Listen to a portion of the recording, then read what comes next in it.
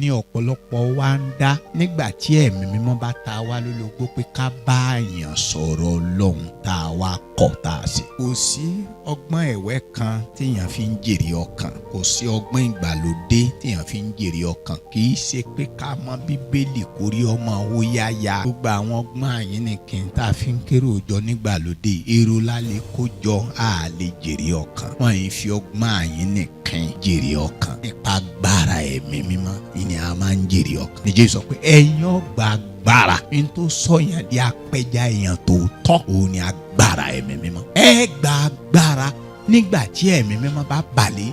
Ìgbà yìí lẹ́wàá ṣẹlẹ́rìí mi ní Jerusalem pé ní ìlú tí ó jẹ́ ìlú abínibí ẹ̀, àwọn ìlú tó wà ní agbègbè ibi tí ò ń gbé àti títí dópin ayé, gbogbo ayé ní Jésù ti fẹ́ ká sọ̀rọ̀ ẹ̀ rí. Ṣùgbọ́n lọ́wọ́lọ́wọ́ bí tó tiẹ̀ wá gan ò tiẹ̀ sọ ọ wá lóun ríran pé ó fẹ́ wàásù gbogbo ayé ọ̀ǹtàn rẹ̀ jẹ́ ni.